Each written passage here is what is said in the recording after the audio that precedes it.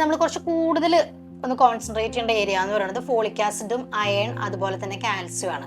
Folic ആസിഡിന്റെ deficiency എന്തെങ്കിലും ഉണ്ടെങ്കിൽ കുഞ്ഞിന് ന്യൂറൽ ട്യൂബ് ഡിസീസുകളും അതുപോലെ ഇമ്മ്യൂണിറ്റി കുറവൊക്കെ വരാൻ ചാൻസ് കൂടുതലാണ്. പിന്നെ എല്ലാവരും ചോദിക്കുന്ന ഒരു സംശയമാണ് പപ്പായ കഴിക്കാമോ മുതിര കഴിക്കാമോ എന്ന്.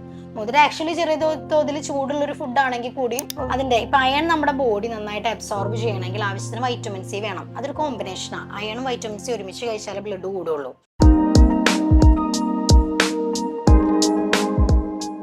ഹലോ എവരിവൺ, നമ്മുടെ പുതിയൊരു വീഡിയോയിലോട്ട് എല്ലാവർക്കും സ്വാഗതം. എൻ്റെ പേര് Aswathi Sukumaran, consultant dietitian, British Biologicals. Pregnant ആയിട്ടുള്ള ലേഡീസ് പലപ്പോഴും വളരെയധികം വറീഡ് ആയിട്ട് ഞാൻ കണ്ടിട്ടുണ്ട്. ഇപ്പോൾ ഭക്ഷണം കഴിക്കുമ്പോൾ എന്താ കഴിക്കണ്ടേ, എന്തൊക്കെ കഴിക്കാൻ പാടില്ല, അതല്ലെങ്കിൽ ഓരോ മിത്തുകളൊക്കെ കേട്ടതിൻ്റെ ബേസിൽ ഇപ്പോൾ ഡേറ്റ്സ് കഴിക്കാമോ, പോംഗ്രാനൈറ്റ്സ് കഴിക്കാമോ, എത്ര സമയം ഉറങ്ങണം, എങ്ങോട്ട് തിരിഞ്ഞ് കിടക്കണം, അങ്ങനെ പല പല ഡൗട്ടുകളും ചോദിച്ചിങ്ങനെ കേട്ടിട്ടുണ്ട്. അപ്പോൾ പ്രഗ്നൻസി എന്ന് പറയുന്നത് എല്ലാവരും പറയുന്ന പോലെ തന്നെ വളരെ ബ്യൂട്ടിഫുൾ ആയിട്ടുള്ള ഒരു പീരീഡ് ആണ്.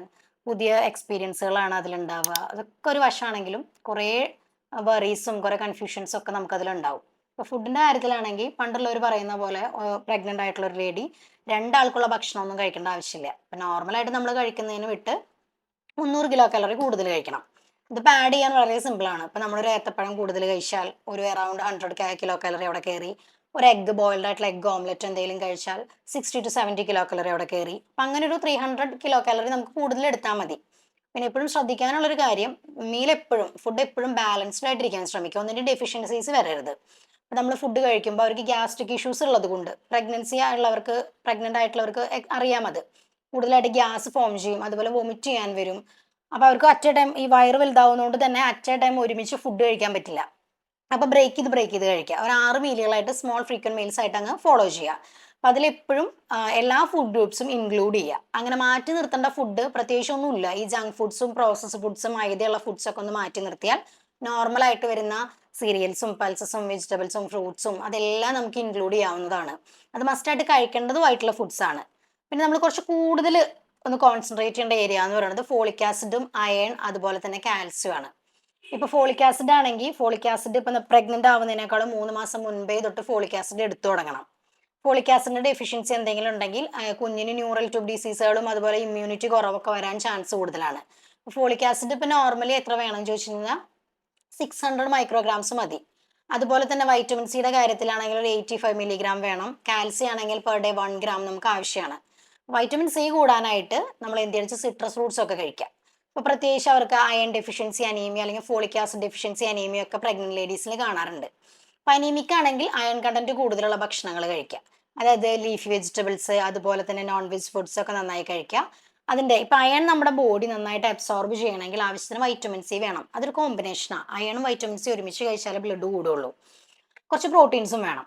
അപ്പം നമ്മൾ വൈറ്റമിൻ സി കിട്ടാനായിട്ട് എന്തെന്ന് വെച്ചാൽ ഡെയിലി സിട്രസ് ഫ്രൂട്ട്സോ ലൈം ജ്യൂസോ അങ്ങനെ എന്തെങ്കിലും കഴിക്കാം. പിന്നെ വരുന്നത് കാൽസ്യം ആണ്.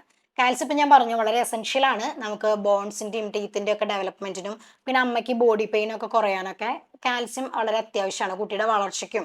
അപ്പോൾ കാൽസ്യം കൂടാനായിട്ട് ഡയറി പ്രോഡക്ട്സ്, മീറ്റ്, ഫിഷ് ഒക്കെ നന്നായിട്ട് കഴിക്കുക. ഈ അയണിൻ്റെ കാര്യം പറഞ്ഞ പോലെ തന്നെ കാൽസ്യം ബോഡി അബ്സോർബ് ചെയ്യണമെങ്കിലും ഈ പറഞ്ഞ പോലെ വൈറ്റമിൻ ഡി നമുക്ക് വേണം.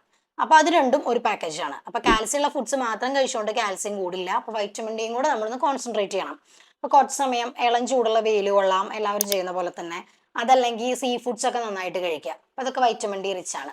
പിന്നെ വരുന്നത് ഈ പറഞ്ഞ പോലെ എല്ലാ ന്യൂട്രിയൻസും നമ്മൾ ബാലൻസ് ചെയ്ത് നിർത്താൻ ശ്രമിക്കുക. ഒന്നിൻ്റെയും കുറവോ കൂടുതലൊന്നും വരേണ്ട കാര്യമില്ല. കഴിക്കാൻ പാടില്ല എന്ന് പറയുന്ന ഫുഡ്സ് ഏതൊക്കെയാണെന്ന് വെച്ച് കഴിഞ്ഞാൽ ഞാൻ നേരത്തെ പറഞ്ഞ പോലെ തന്നെ പ്രോസസ്ഡ് ഫുഡ്സ്, ജങ്ക് ഫുഡ്സ്, നല്ല എണ്ണ കൂടുതലുള്ള ഭക്ഷണങ്ങൾ, വറുത്തിട്ടുള്ള ഭക്ഷണങ്ങൾ അതൊക്കെ ഒന്ന് മാക്സിമം കുറയ്ക്കാം. അത് എന്തുകൊണ്ടാണെന്ന് വെച്ച് കഴിഞ്ഞാൽ എക്സ്ട്രാ കാലറി നമ്മുടെ ശരീരത്തിലോട്ട് കയറും. പിന്നെ ഓൾറെഡി നമ്മൾ അയണിൻ്റെ ടാബ്ലറ്റ് കഴിക്കുമ്പോഴും പിന്നെ വൈറ്റമിൻസിൻ്റെയോ ഈ പറഞ്ഞ പോലെ ഫൈബർ, വെള്ളത്തിൻ്റെ ഒക്കെ അളവ് കുറവാണെങ്കിലും അമ്മയ്ക്ക് കോൺസ്റ്റിപ്പേഷൻ ഉണ്ടാവാനൊരു ചാൻസ് കൂടുതലാണ്. പല പ്രഗ്നന്റ് ലേഡീസും എക്സ്പീരിയൻസ് ചെയ്തിട്ടുള്ള ഒരു കാര്യമാണത്. അയണിൻ്റെ ടാബ്ലറ്റ് കഴിക്കുന്നു, അതിന് തുടർന്ന് നമുക്ക് കോൺസ്റ്റിപ്പേഷൻ വരും, പിന്നെ ഹോസ്പിറ്റലിൽ പോകണം, അനിമ ചെയ്യണം, അങ്ങനെ കുറേ കാര്യങ്ങൾ നമുക്ക് ബുദ്ധിമുട്ടുകൾ വരാറുണ്ട്. അപ്പോൾ എന്ത് ചെയ്യണമെന്ന് വെച്ച് കഴിഞ്ഞാൽ എപ്പോഴും ഫൈബർ ഉള്ള ഭക്ഷണങ്ങൾ കഴിക്കുക. ഇത് റോ ആയിട്ടുള്ളതോ അല്ലെങ്കിൽ കുക്ക് ചെയ്താണെങ്കിലും ഫ്രൂട്ട്സും വെജിറ്റബിൾസും ഒക്കെ ആഡ് ചെയ്യുക. പ്രോസസ്ഡ് ഫുഡ്സ് കഴിക്കാതെ. നമ്മൾ ഈ പ്രോസസ്ഡ് ഫുഡ്സ് ആയിട്ടുള്ള ജങ്ക് ഫുഡ്സ്, മൈദ അങ്ങനെയുള്ള കാര്യങ്ങൾ കഴിക്കുമ്പോൾ അതിന് ഒട്ടും ഫൈബർ നമ്മുടെ ശരീരത്തിലോട്ട് കിട്ടില്ല. പകരം ഫ്രീ ആയിട്ടുള്ള കാലറി ഒരു എക്സസ് ആയിട്ട് കയറുകയും ചെയ്യും. അപ്പോൾ ഫൈബറിൽ കോൺസെൻട്രേറ്റ് ചെയ്യുക. പിന്നെ ഫൈബർ എപ്പോൾ കഴിച്ചാലും ഗ്യാസ് ഫോം ചെയ്യും. അത് എല്ലാവർക്കും ഉള്ളൊരു പ്രശ്നമാണ്. അപ്പോൾ ഫൈബേഴ്സ് അത് വിചാരിച്ച് നമുക്ക് ഒഴിവാക്കാനും പറ്റില്ല. അപ്പോൾ എന്ത് ചെയ്യണമെന്ന് വെച്ച് കഴിഞ്ഞാൽ ഡേ ടൈമിൽ കഴിക്കുക. അപ്പോൾ നമുക്ക് കുറച്ച് ബോഡി മൂവ്മെന്റ്സ് ഉള്ളത് കൊണ്ട് ശരീരത്തിൽ ഗ്യാസ് ഫോം ചെയ്താലും അത് പുറത്തോട്ട് പോയിക്കോളും. അതല്ല നൈറ്റ് സമയത്ത് ഫൈബർ അധികം കഴിക്കണം എന്നില്ല.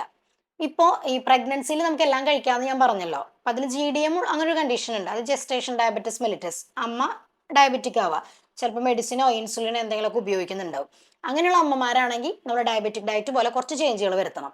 പാലൊക്കെ ഉപയോഗിക്കുമ്പോൾ ഒന്ന് പാട മാറ്റുക, കിഴങ്ങുകളുടെ ഉപയോഗം കുറയ്ക്കുക, അതുപോലെ തന്നെ ഫ്രൈഡ് ആയിട്ടുള്ള ഫുഡ്സ് ഒക്കെ ഒന്ന് കുറച്ച് കാലറി കുറച്ച് കമ്മിയാക്കി പ്രോട്ടീനും ഫൈബേഴ്സും ഒക്കെ കുറച്ച് ആഡ് ചെയ്യുക.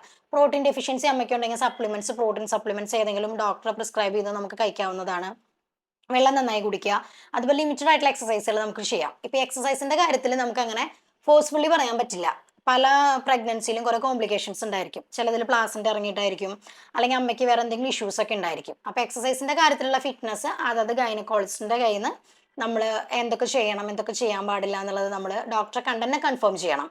സാധാരണ കേസിലാണ് എക്സസൈസ് ഒക്കെ ചെയ്യാം, ഇഷ്യൂസ് ഒന്നുമില്ല, വെള്ളം നന്നായി കുടിക്കുക, അതുപോലെ തന്നെ ഉറങ്ങുക, നന്നായിട്ട് ഉറങ്ങുക. ആ സമയത്ത് നമ്മുടെ ശരീരത്തിൽ ആവശ്യമുള്ള സെറോട്ടോണിനും ഹാപ്പി ഹോർമോൺസ് ആയിട്ടുള്ള സെറോട്ടോണിൻ അങ്ങനെ കുറേ ഹോർമോൺസ് ഒക്കെ സെക്രീറ്റ് ചെയ്യുള്ളൂ. അപ്പോൾ നമ്മളതൊക്കെ നോർമലായിട്ട് കൈകാര്യം ചെയ്യുക. പ്രത്യേകിച്ച് വേറെ ഒരു ഫുഡ് ഇപ്പോൾ കഴിക്കാൻ പാടില്ല അങ്ങനെയൊന്നുമില്ല. പലരും പറയും ഡേറ്റ്സ് കഴിച്ചു കഴിഞ്ഞാൽ അബോർഷൻ ഉണ്ടാവും, അതല്ലെങ്കിൽ പപ്പായ കഴിച്ചു കഴിഞ്ഞാൽ അബോർഷൻ ഉണ്ടാവും, അനാറ് കഴിച്ചു കഴിഞ്ഞാൽ അബോർഷൻ ഉണ്ടാവും എന്നൊക്കെ. ആക്ച്വലി അനാറ്, അതായത് പോംഗ്രാനൈറ്റ് നമുക്ക് ആവശ്യത്തിന് കഴിക്കാം, ഒരു കുഴപ്പമില്ല. എന്താണെന്ന് വെച്ച് കഴിഞ്ഞാൽ അത് വൈറ്റമിൻ സി കൂടുതലാണ്, അയൺ കൂടുതലുള്ള ഒരു ഫുഡാണ്. അപ്പം നമുക്ക് അനീമിയ ഒക്കെ വരാതിരിക്കാൻ ജ്യൂസായിട്ടോ ഫ്രൂട്ടായിട്ടോ ഇപ്പോൾ മോരിൽ ആഡ് ചെയ്തോ അല്ലെങ്കിൽ ഫ്രൂട്ട് കട്ട്സിലോ സാലഡ്സിലോ ഒക്കെ ആഡ് ചെയ്ത് നമുക്കത് കഴിക്കാം. അത് നല്ലൊരു ഫുഡാണ്. ഡേറ്റ്സും കഴിക്കാം. ഡേറ്റ്സ് കഴിച്ചുകൊണ്ടൊന്നും അബോർഷൻ ഉണ്ടാവുന്ന ഒരു സ്റ്റഡീസും ഇതുവരെ പ്രൂവൻ ചെയ്തിട്ടില്ല. പിന്നെ എല്ലാവരും ചോദിക്കുന്ന ഒരു സംശയമാണ് പപ്പായ കഴിക്കാമോ മുതിര കഴിക്കാമോ എന്ന്. മുതിര ആക്ച്വലി ചെറിയ തോതിൽ ചൂടുള്ള ഒരു ഫുഡ് ആണെങ്കിൽ കൂടി വേറെ ഇഷ്യൂസ് ഒന്നും ഉണ്ടാക്കുന്നില്ല. നമ്മുടെ പ്രോട്ടീൻ കണ്ടന്റ് വളരെയധികം കൂടുതലുള്ളൊരു പൾസാണ് മുതിര. നമുക്ക് ആവശ്യത്തിന് കഴിക്കാവുന്നതാണ്. പപ്പായയുടെ കേസിലാണെങ്കിൽ പപ്പായ എന്ന് പേരുള്ളൊരു എൻസൈം പപ്പായയിലുണ്ട്. അതാണ് ആ ലാറ്റക്സ് ഉണ്ടാക്കുന്നത്. അത് ലീഫിലും പപ്പായയിലും ഒക്കെ പ്രസന്റുമാണ്. പക്ഷെ അത് കഴിച്ചതുകൊണ്ട് അബോർഷൻ ഉണ്ടാവാനുള്ള ചാൻസ് ഒന്നുമില്ല. പിന്നെ അത് പഴുക്കുമ്പോൾ ഈ പപ്പായന്റെ അളവ് കുറയും. അതുപോലെ തന്നെ ഈ പപ്പായനെ നമ്മൾ ഹീറ്റായിട്ട് ട്രീറ്റ് ചെയ്യോ പുഴുങ്ങോ ആവി കയറ്റോ എന്തെങ്കിലും ചെയ്താലും കുക്ക് ചെയ്യുമ്പോഴും ഈ പപ്പായൻ അതിൽ നിന്ന് പൂർണ്ണമായിട്ട് നഷ്ടപ്പെടും. അപ്പം അങ്ങനെ ഒരു വറീസിന്റെ ആവശ്യമില്ല. നോർമലായിട്ട് ഫുഡ് കഴിക്കുക, ഒരുപാട് പ്രോസസ് ആയിട്ടുള്ള ഭക്ഷണങ്ങളും ജങ്ക് ഫുഡ്സ് ഒക്കെ ഒന്ന് ഒഴിവാക്കി നല്ല രീതിയിലുള്ള ഭക്ഷണം കഴിച്ച് നല്ല എക്സസൈസും വെള്ളം നന്നായി കുടിച്ച് സ്ട്രെസ് ഫ്രീ ആയിട്ടിരുന്നാൽ നമുക്ക് നല്ലൊരു പ്രഗ്നൻസി കാലയളവ് നമുക്ക് എക്സ്പീരിയൻസ് ചെയ്യാൻ പറ്റുന്നതായിരിക്കും.